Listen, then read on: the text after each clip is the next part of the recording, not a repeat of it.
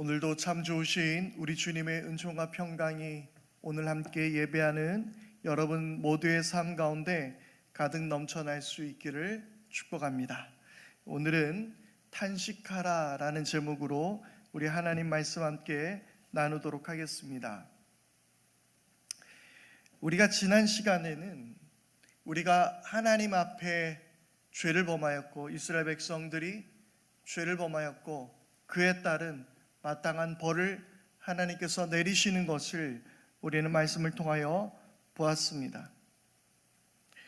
그런데 오늘 말씀을 우리가 오늘 함께 보면서 특별히 오늘은 이 예레미야의 그 눈물과 탄식을 우리가 이 말씀을 통해서 볼 수 있습니다.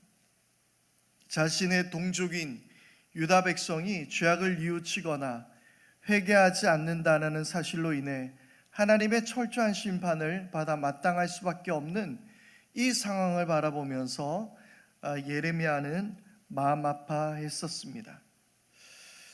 동족에게 닥칠 파멸과 고통으로 인해 이 스스로 고통과 슬픔 가운데 이 예레미야는 그 슬픔 가운데 빠져들게 되었는데요.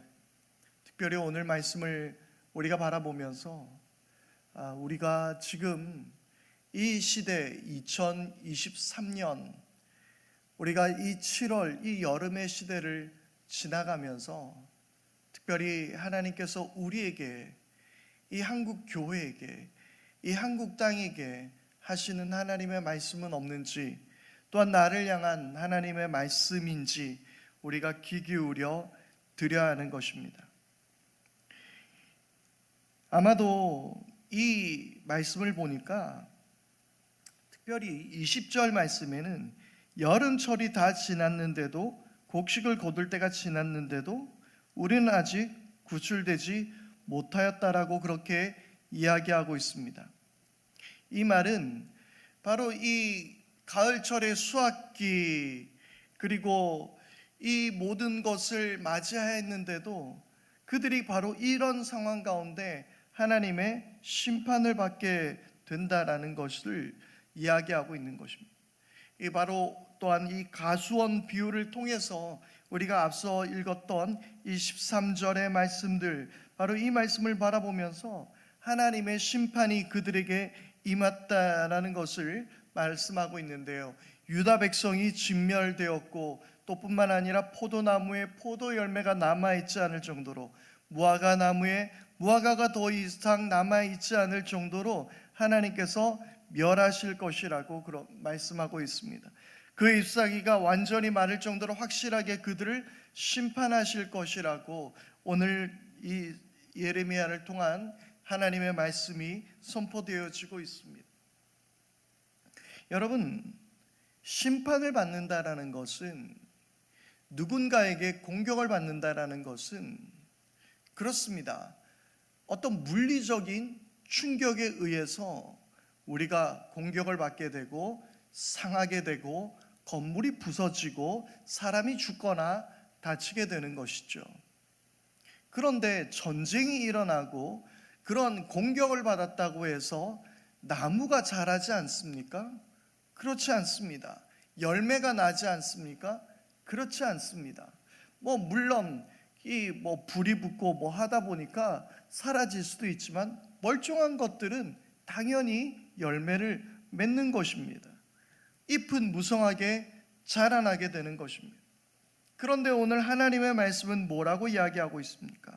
그들이 심판을 받게 될 것인데, 그들이 수고했던 이 모든 것들, 이 가수원에 포도농굴에 포도송이도 없고 무화과 나무에 무화과도 없고 이까지 다 시들어버리는 것. 이 말씀을 바라보면서 하박국 선지자의 고백도 떠오르게 되죠.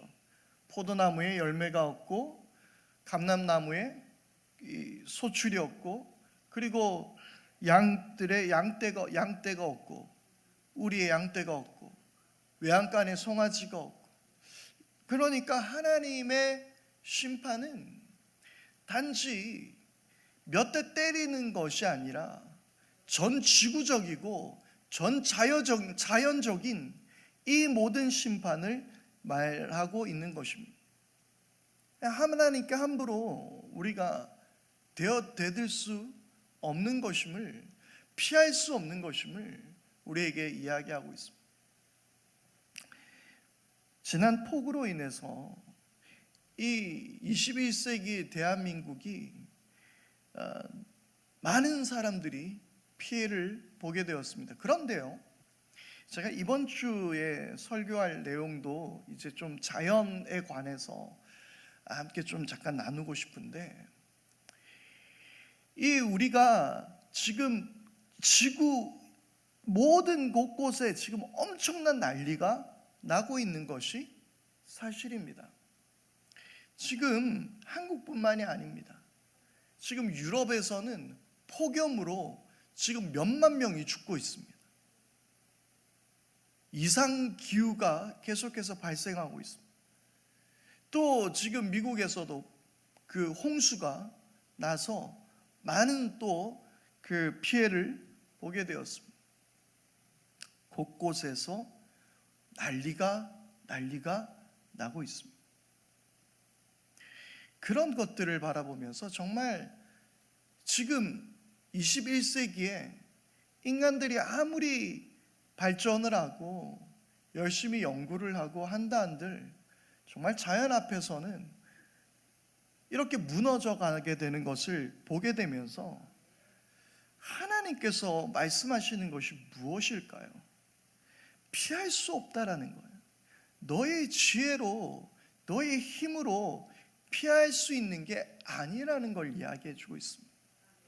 인간은 자신들의 발전으로 원자력이라는 어마어마한 에너지 생산 그 동력을 만들었습니다. 원자력을 돌려서 어마어마한 전력을 우리가 얻게 되고 에너지를 얻게 되는데요. 그런데 그렇게 잘 지어놨던 이 원자력도 지금 후쿠시마 문제들로 여러 문제가 있지만, 그 우리가 2011년이었죠. 일본의 동일본의 그 지진이 났을 때에 쓰나미로 인해서 인간의 정말 발전의 집약체라고 할 수 있는 그 에너지 동력원인 원자력, 거기가 완전히 파괴되는 그런 모습들을 말씀을 통해서, 우리가 역사를 통해서 보게 되는 것이죠. 아이러니하죠. 사람들이 가장 완전한 에너지원이라고 생각했던 원자력 에너지, 그런데 그것보다 더 큰 에너지가 뭐였어요? 자연의 힘이었어요. 자연의 에너지였어요. 그것이 인간의 에너지를 덮어버렸습니다. 하나님은 아수르를 통하여 이스라엘을 멸망시켰고 바벨론을 통하여 유다를 멸망케 했지만, 그러나 하나님이 말씀하시는 것은 너희들이 어떤 무기를 많이 생산하고 강대국이 된다고 해서 강대국이 된다고 해서 이 망하는 거를 막을 수 있는 게 아니라는 걸 알려주는 거예요. 노력한다고 되는 일이 아니라는 걸 우리에게 알려주고 있는 것입니다. 아마도 이스라엘 백성들은 좀 그런 이 마음의 생각이 있지 않았겠습니까? 우리가 조금 더 강대국이었으면, 우리나라가 조금 더 군사력이 있었으면, 나중에 말씀해 보면 우리에게 왕이 있긴 한가, 뭐 이런 이야기를 하고 있어요. 자기들이 바벨론이나 아수르나 이런 나라들처럼 강대국이었으면 우리가 이렇게 당하지 않았을 것이라는 착각을 하지 않게 하기 위하여 하나님께서는 말씀하는 거예요. 포도나무에 포도 열매도 없게 할 거야. 무화과 나무에 무화과도 없고 잎들도 다 마르게 할 거야. 여러분, 이 하나님의 이 말씀은 하나님께서 또한 주신 분이시며 거두시기도 하시는 분이라는 사실을 또한 말씀하고 있습니다. 욥기에서 욥이 뭐라고 이야기하고 있습니까? 주신 분도 여호와시고 거두어 가신 분도 여호와시. 하나님은, 주님은 주시며 주님은 거두시기도 하시는 분이세요. 그러므로 우리의 모든 것이 다 주님 안에 있습니다. 우리가 오직 주님만을 신뢰하고 따라야 하는 이유, 주님 앞에서 까불지 말아야 하는 이유, 주님 앞에서 잘난 척하지 말아야 하는 이유, 완전히 내가 엎드릴 수밖에 없는 건 주님께서 주시기도 하시지만, 우리에게 축복을 주시는 분이시지만 이 모든 복들을 빼앗아 가실 수도 있는 분이라는 사실입니다. 하나님 이거 왜 뺏어 가세요라고 우리 큰 소리 치지 못하는 거예요. 이스라엘 백성들은 그것을 알아야 합니다. 그런데 그들은 뭐라고 이야기하고 있습니까? 14절입니다. 모두 모여라. 그냥 앉아서 죽을 순 없다. 견고한 성읍들을 찾아 들어가서 죽어서 거기에서 죽자. 무슨 말이냐면, 일단 말 자체만 해도 되게 이상한 말이죠. 이게 무슨 말이냐면, 이제 군대가 자기들을 덮치러 오면 여기서 우리는 그냥 죽을 수 없다. 성읍으로 들어가서 방비하자는 이야기예요. 죽어도 싸우다가 죽자, 이 말이에요. 그런데 앞에서 이야기했잖아요. 무력의 문제가 아니라고요. 방어의 문제가 아니라고요. 포도나무에 포도 열매도 없게 하고 감람나무에 소출이 없고 무화과 나무에 무화과 열매도 없게 만드는 분이 하나님이신데 피할 구멍이 어디가 있습니까? 피할 구멍이 없다고요. 그런데 이스라엘 백성들은 착각하고 있는 겁니다. 이 유다 백성들은 어떻게 앉아서 이렇게 죽을 수만은 없지 않느냐, 들어가자, 방어하자. 그러나 이 상황에서 하나님이 원하시는 건 뭘까요? 좀 회개하는 거죠. 이건 내가 하는 일이야. 적군이 쳐들어오게 되는 건 단지 저 바벨론 왕의 야욕만은 아니야. 그거 다 내 손 안에 있어. 그래서 이스라엘 백성들이 포로 시절 가운데 그들이 읽어야 했던 말씀이 뭐예요? 창세기예요. 바벨론도 아수르도 태초에 하나님이 천지를 창조하시니라, 그 말씀 앞에 엎드려지는 거예요. 바벨론이 문제가 아니라, 아수르의 문제가 아니라, 그들의 왕들조차도 하나님의 다스림 안에 있는 것이며, 바벨론도 하나님이 세웠고 아수르도 하나님이 세웠고 무너뜨리는 것도 하나님이 무너뜨리시고, 그 모든 역사에 하나님께서 함께 하신다라는 사실을 이스라엘 백성들은 기억해야만 했습니다. 그러나 오해하지 않고 우리가 주의 깊게 들어야 할 것은, 그럼 바벨론 왕은 하나님이 시켜서 그랬기 때문에 바벨론 왕은 아무 문제가 없는가? 바벨론 왕은 잘못한 게 없는가? 일제 강점기 때 일제는 우리에게 잘못한 게 없는가? 이거 하나님의 뜻인가? 우리가 그렇게 생각은 해서는 안 되는 거예요. 그들의 욕망, 그들의 욕심, 그들의 죄는 죄대로 평가를 받아야 하는 것이고, 깨닫는 우리가 무엇이 우리에게 문제였을까를 고민하게 되고 그것을 통해서 회개하는 것, 그게 중요한 거예요. 그러므로 이스라엘 백성들, 이 유대인들은 회개하고 주님께 나가야 하는 것입니다. 그런데 이들은 또 뭐라고 이야기합니까? 말씀해 보니까 주 우리의 하나님께서 우리에게 독이 든 물을 마시게 하여서 우리를 죽이려 하신다라고 이야기하고 있습니다. 그러니까 이들은 어떻게든지 우리는 죽기는 죽게 되어 있다라는 걸 인정은 하고 있어요. 인정은 하고 있는데 그러나 그들은 그 모든 것 가운데서 이 모든 성읍들, 이런 것들이 자기들을 보호해 줄 것이라고 믿었지만, 그러나 그들은 그 모든 것들이 자기들을 보호해 줄 수 없다는 것을 깨닫게 됐고, 모두가 하나님의 심판 안에 있을 수밖에 없다는 것, 이제 우리 다 죽었다 라고 판단할 수밖에 없다는 것을 그들이 결국은 깨닫게 되는 거예요. 그러면 그럴수록 그들은 하나님 앞에 회개해야 한다라는 사실이에요. 할 수 있는 게 없을 때가 은혜입니다. 할 수 있는 게 없는 게 은혜예요. 나의 끝이 올 때가 은혜예요. 그때 하나님이 시작하십니다. 나의 끝이 예수 그리스도의 시작입니다.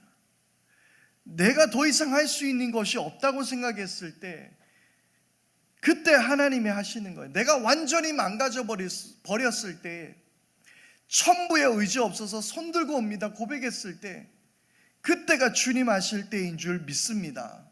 그래서요, 우리 인생 가운데서 정말 내가 할 수 있는 게 없구나, 우리는 이제 죽을 수밖에 없구나. 맞아요. 이제 우리는 하나님 앞에 이제 다 죽겠구나. 죽겠으면 죽자라고 말할 것이 아니라 이제 하나님이 하실 일이며 내가 하나님 앞에 회개하며 나가야 되는 것이죠. 아무것도 할 수 없을 때, 내가 더 이상 나의 어떤 가능성조차 사라져 버렸을 때, 그때가 주님 하실 때이며 그때가 주님과 가장 가까이 있을 때이라는 사실을 반드시 기억할 수 있게 되기를 바랍니다. 카일 아이들만의 책입니다. 나의 끝, 예수의 시작. 우리의 모든 끝나는 그 순간, 내가 더 이상 아무것도 할 수 없었다라는 그 순간, 예수님께서 하시더라는 거예요. 이스라엘 백성들이, 이 유대 백성들이 이제 진짜 우리가 다 죽게 되었구나. 맞아요, 다 죽게 되었어요. 그때에 그들은 주님께 돌아가면 되는 것입니다. 특별히 17절 말씀에 보니까, 보아라, 내가 뱀을 너에게 보내겠다. 어떤 술법으로도 제어할 수 없는 독사들을 너에게 보낼 것이니 그것들이 너희를 물 것이다. 나 주의 말이다. 특히 이 뱀하면 기억나는 게 뭐가 있을까요? 불뱀 사건이 있죠, 그렇죠? 불뱀이 이스라엘 백성들을 물었습니다. 하나님 앞에 범죄하였을 때에 그들을 물었습니다. 물린 사람은 그냥 다 죽는 거예요. 가능성이 없는 거예요. 가능성이 없는데 하나의 방법이 있죠. 놋뱀을 바라보는 것입니다. 짝대기에 높게 솟은 놋뱀을 보는 것입니다. 그건 내가 뭔가를 했다라고 말할 수 있는 게 아니죠. 우와! 내 노력으로 내가 나았어. 내가 놋뱀을 봤지 뭐야. 자랑할 수가 없는 거죠. 지금 이들의 고백이 바로 이 말씀이 어쩌면 그들로 하여금 그것을 깨닫게 하는 것이 아닌가. 너희 다 끝났다. 다 죽는 거야. 이 뱀과 이 모든 독사들을 통해서 너에게 보낼 것인데 너희가 물고 어떤 수법으로도 이걸 제어할 수가 없어. 바벨론 군대가 그렇죠. 마치 불뱀과 같은 거예요. 모든 것을 파괴하는 그 엄청난 나라가 오게 될 겁니다. 이 뱀과 독사의 예언은 아모스 선지자의 예언에서도 등장하고 있기도 합니다. 그리고 방금 말씀드렸던 대로 민수기에 나와 있는 그 이스라엘이 백성들이 광야에서 불순종과 불평의 대가로 불뱀에게 물렸던 사건을 또한 기억하게 되는 것이죠. 이 말씀이 있었을 때 좀 지혜가 있었다면, 가만히 있어봐, 뱀과 독사? 예전에 우리 조상들이 그래 광야에서 불순종해서 불뱀에 물렸지, 방법이 있었어. 하나님 말씀에 순종하여 놋뱀만 바라보면 됐던 거야. 할렐루야. 그걸 깨달아야 되는 거예요. 완전히 끝났을 때에 와, 불뱀에 걸려서 나는 끝났구나. 그때 하나님이 시작하시는 거예요. 보라는 거예요. 예수를 보라는 거예요. 하나님을 보라는 거예요. 순종하라는 거예요.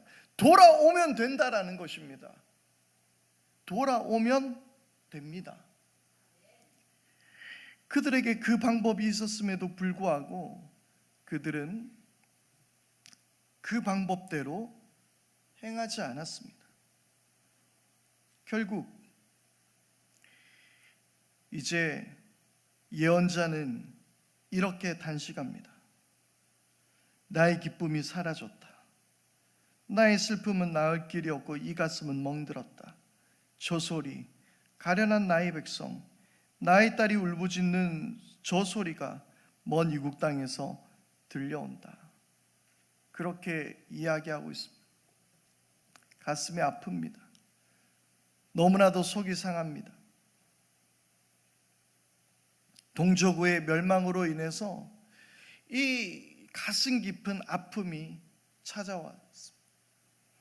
여러분, 제가 지난 주일날 사실 저는요 지난 주일 말씀을 거의 예배 시간이 다 되어서야 마무리를 해서 할 수 있었습니다. 왜냐하면 너무 많이 고민을 했어요.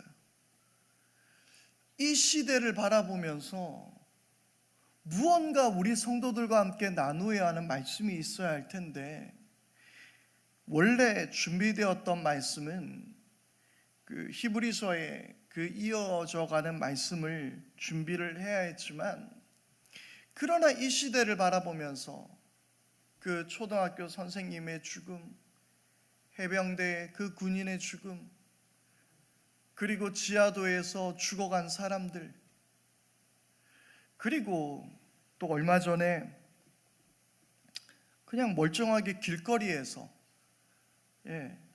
칼부림 사건이 있었죠. 너무 소름 끼치는, 그리고 병들어가는 이 지구를 바라보면서, 그래서요 그 미국의 한 도지사는 아예 그런 이야기를 하더라고요. 지금은 이제 이것이 그 이상하지 않는, 그러니까 이상기후가 아니라 이것이 뉴노멀, 그 새로운 평범함이라는 거예요. 새로운 세상이 찾아왔다라는 거예요.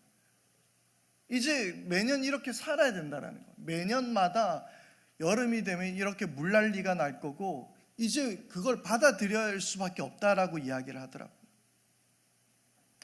그런 이 사회의 여러 모습들을 바라보면서 지금 남극에 얼음이 사라져가고 지금 이런 이야기들을 바라보면서 과연 어떤 말씀을 전해야 될까? 첫 번째 있었던 제 생각이 나라를 위해서 우리가 좀 기도하자라는 것이었습니다. 이런 나라의 지금 상황을 보면서 그리스도인인 우리가 잠잠할 수 없다라는 것이었습니다. 그리고 두 번째로 든 생각 여러 가지, 그러면 우리 그리스도인들이 어떤 목소리를 높이고 사회 참여를 해야 하나? 정치인이 되어야 하나? 아니면 사회 운동을 해야 되는가? 정치적인 어떤 판단을 내려야 되는 것인가? 또 그럴 수는 없지 않습니까? 우리 교회만 해도 다 파란 사람만 있겠습니까? 빨간 사람도 있고 노란 사람도 있고 보라색도 있고 다 있겠죠. 그런데 이것을 그럼 과연 우리가 어떻게 받아들여야 될까? 제가 고민하는 끝에 하나님이 주신 마음이었어요. 그냥 너희가 지금 이 땅에 힘들어하고 있는 그 모든 이들, 특히 지금 지난 이태원 참사나 이런 것들을 통해서 지금 힘겨워하고 있는 청년들의 그런 선한 이웃이 좀 되어줘라. 그리스도인이 선한 이웃이 되어라. 너희가 예배 잘 드리고 종교생활 잘한다고 해서 그리스도인이 아니다. 너희가 이 땅 안에서 말씀을 지키는 것, 그것만큼이나 중요한 게 너희가 선한 이웃이 되는 거다. 그 마음을 저에게 주셨어요. 그래서 어찌어찌 말씀을 준비하고 이렇게 나누었습니다. 별것 아닌 것 같지만 나름 깊은 고민이 있었다고요. 특히 저와 함께 일하는 청년들이에요. 다 30대 초반이에요. 너무 안타깝더라고요. 그러니까 제가 이제 저도 젊지만 근데 청년들을 바라보면서 참 어른으로서 내 역할을 못 해준 것에 미안하고 참 속상할 때가 많이 있더라고요. 그런 것들을 바라보면서 그래, 내가 저들의 기댈 언덕이 되어주고 디딜 땅이 되어줘야겠어. 내가 선한 이웃이 되어야겠어. 좀 그런 생각을 하게 되었습니다. 그리고 이제 오늘의 말씀입니다. 오늘은 이 말씀은 지금 이 시대를 보고 탄식하라는 거예요. 아파할 줄 알아라는 거예요. 그리스도인이라면 이 시대를 통해서 아이고 어떻게 하겠노, 아이고 또 사람이 죽었다네, 거기서 끝나는 게 아니라 아파하고 탄식하라는 거예요. 눈물 흘리라는 거예요. 이 모든 것들이 어쩌면 우리들의 욕망과 우리들의 죄와 무관하다 어떻게 말할 수 있겠습니까? 이 정치 지도자든 이 모든 것들이 대통령이 잘못해서 누가 잘못해서 그것으로 끝날 수 있는 이야기가 아닙니다. 결국 정치인을 세운 것도 국민들이고, 그리고 또한 여러 분야 가운데서 일들을 제대로 처리하지 못했던 것도 국민들이고 우리들이고, 또 우리라고 잘할 수 있을 것도 아니고, 여러분, 우리가 그것을 그냥 불쌍히 여기고 끝나는 것이 아니라 우리가 탄식하고 이 땅에 이 죄악으로부터 우리를 용서해 달라고 우리가 주님 앞에 나가야 될 줄 믿습니다. 답은 뻔했어요. 백성들은 주님 우리를 버리셨습니까? 이렇게 이야기합니다. 아니, 시온에는 왕이 없단 말입니까? 왕이 그 자리에 있으나 없으나 왕은 있어요. 하나님이 왕이십니다. 사사기의 마지막 말씀은 그때 왕이 없었으므로 사람들이 각각 자기의 소견에 옳은 대로 행했다라고 이야기하고 있지만, 아니요, 왕이 있었죠. 하나님이 있었는데도 자기의 소견대로 옳은 대로 행했다라는 이야기예요. 자기의 소견대로. 끝까지 이스라엘 백성들이 뭐합니까? 왕 세워달라는 거예요. 그러니까 제가 일전에 사무엘 말씀 함께 나누면서 뭐라 그랬습니까? 왕을 세운 게 하나님의 뜻이었어요? 아니죠. 하나님의 허락이었습니다.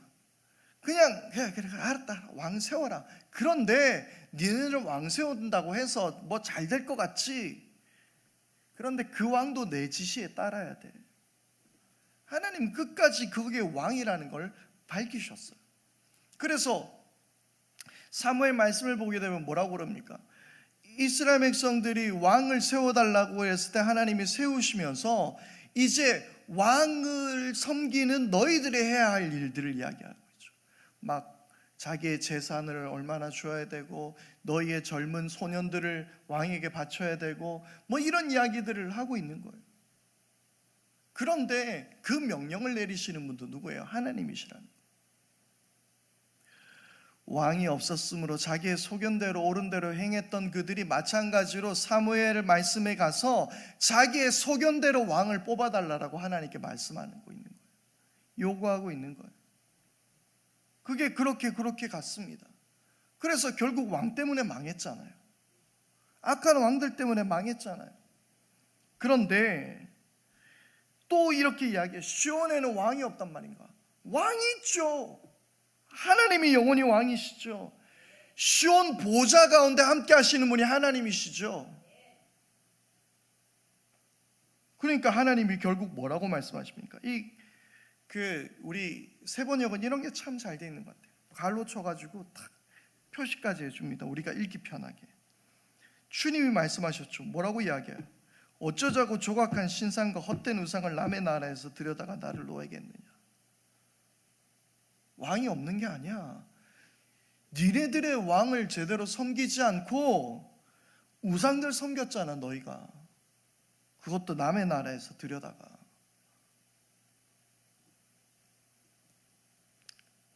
그런 모습을 바라보면서 예레미야는 탄식하고 아파하고 있습니다. 우리는 이제 어쩌면 우리의 아들, 딸들을 위해서 울어야 될 때인 것 같습니다.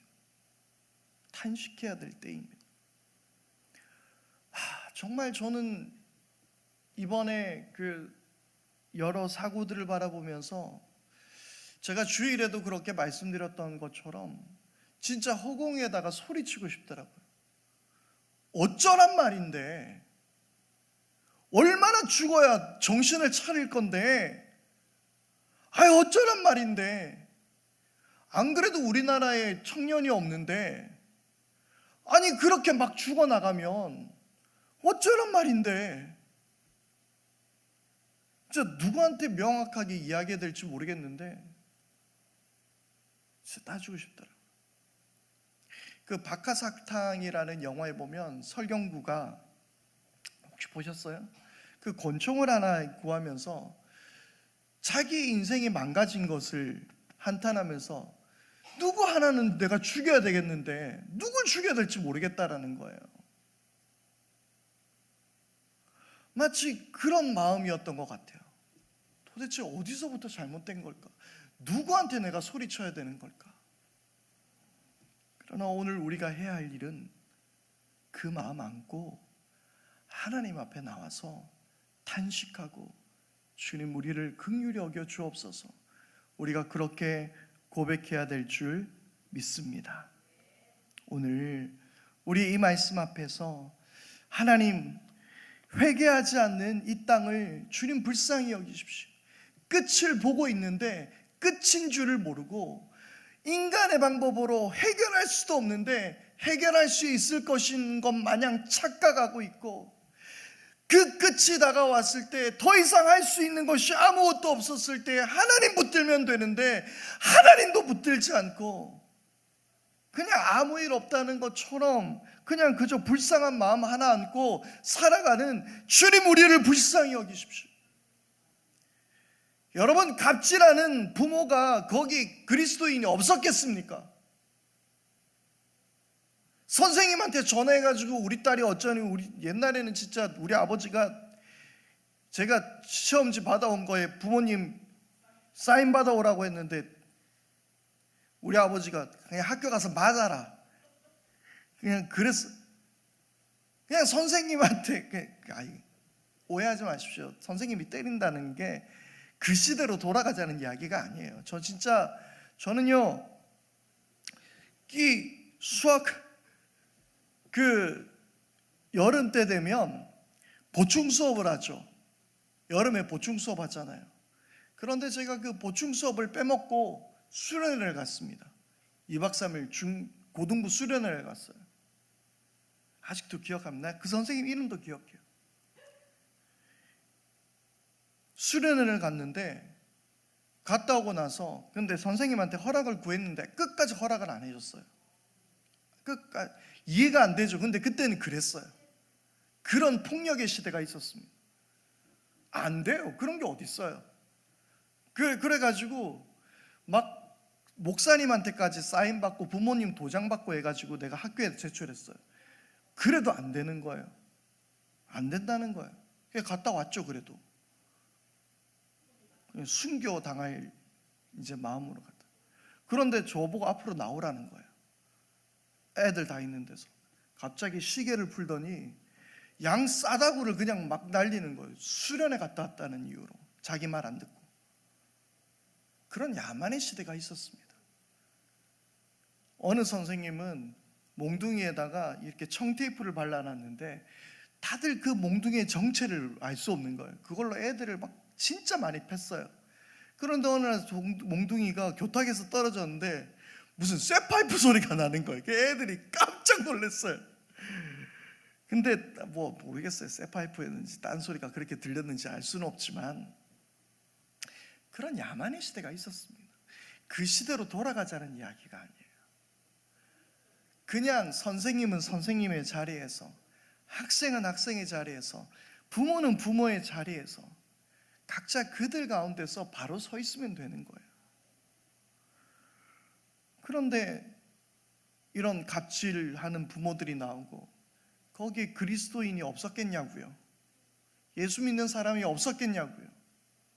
분명히 있었을 거라고 확신하면 하나님 앞에 너무 미안하고 대충 눈치껏 때려잡습니다. 있었을 거예요. 탄식해야죠. 그런 거 보면서 청년들한테 함부로 하고 청년들의 노동을 착취하고 그들에게 온전한 수당을 주지 않고 그냥 뭐라고 그럽니까? 그냥 그들의 꿈을 키우기 위해서 그냥 희생하라는 거. 갑자기 단어가 기억이 안 나네요. 하여튼 그런 것 요구하고 있고 무슨 수당이라고 하는데 하여튼 이런 생각해내려고 하지 마십시오. 괜찮습니다. 그래 이런 열정페이 네 할렐루야 열정페이 이런 것들 이야기하고 있고 수당 제대로 챙겨주지 못하고 자기만 배불리려고 하는 이런 악덕 기업들 그런 CEO들 그러한 조그마한 소규모의 사무실이라 할지라도 거기 그리스도인들이 없겠냐고요. 가슴을 찢어야죠. 탄식해야죠. 그거 보고 기도해야죠. 그게 우리의 죄 아닙니까? 정치인들, 예수 믿는 사람들 없겠냐고요.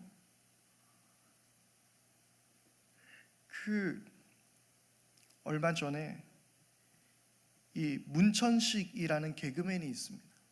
이 문천식 그리스도인이에요. 크리스찬이에요. 크리스찬인데 그 형이 목사예요. 꽤나 유명한 목사였는데 지금 좀 문제가 있어가지고 하여튼 그런 목사가 있는데 문천식 씨가 어느 날 인터넷에다가 이번에 초등학교 돌아가신 선생님의 마음이 아파서 이렇게 근조 리본을 달고 위로를 전했습니다.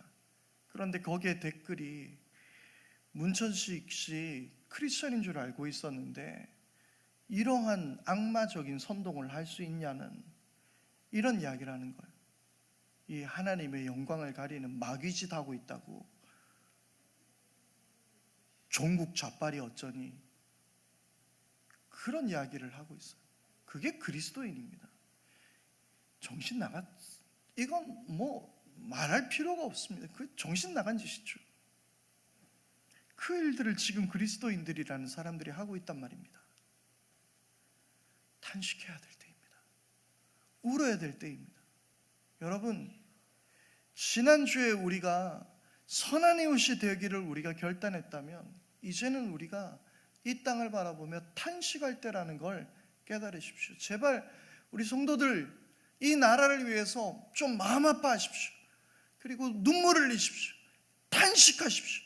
예레미야처럼 눈물의 기도를 하나님께 드리며 주여 이 땅을 좀 살려주십시오. 우리 청년들 좀 살려주십시오. 하나님 이 땅의 백성들 좀 살려주십시오. 이 땅에 하나님의 정의와 공의가 흐를 수 있도록 우리를 좀 긍휼히 여겨주십시오. 아멘이십니까? 오늘 우리가 그렇게 하나님 앞에 고백할 수 있어야 될 줄 믿습니다. 이 시간 우리 함께 이 시간 찬양할 텐데요, 우리 다 같이 함께 찬양할 때에 주님 이 땅의 황마음을 보십시오. 하늘 하나님 긍휼을 베푸시는 주님, 우리의 죄악을 용서하십시오. 우리 이 시간 함께 찬양하며 주님 앞에 나가겠습니다. 이 땅의 황무함을 보소서. 하늘의 하나님 긍휼을 베푸시는 주여, 우리의 죄악 용서하소서. 이 땅 고쳐 주소서. 이제 우리 모두 하나 되어 이 땅에 무너진 기초를 다시 쌓을 때 우리의 우상들을 태우실 성령의 불이 임하소서. 부흥의 불길 타오르게 하소서. 진리의 말씀 이 땅 새롭게 하소서. 은혜의 강물 흐르게 하소서. 성령의 바람 이제 불어와 오 주의 영광 가득한 새날 주소서. 아멘. 오 주님 나라 이 땅에 임하소서. 이 땅의 왕무함을 보소서. 하늘의 하나님 긍휼을 베푸시는 주여, 우리의 죄악 용서하소서. 이 땅 고쳐 주소서. 이제 우리 모두 하나 되어 이 땅에 무너진 기초를 다시 쌓을 때 아멘. 우리의 우상들을 태우실 성령의 불이 임하소서. 부흥의 불길 타오르게 하소서. 진리의 말씀 이 땅 새롭게 하소서. 은혜의 강물 흐르게 하소서. 성령의 바람 이제 불어와 오 주의 영광 가득한 새날 주소서. 오 주님 나라 이 땅에 임하소서. 다시 한번 부흥의 불길 타오르게 하소서. 아멘. 진리의 말씀 이 땅 새롭게 하소서. 은혜의 강물 흐르게 하소서. 성령의 바람 이제 불어와 오 주의 영광 가득한 새날 주소서. 오 주님 나라 이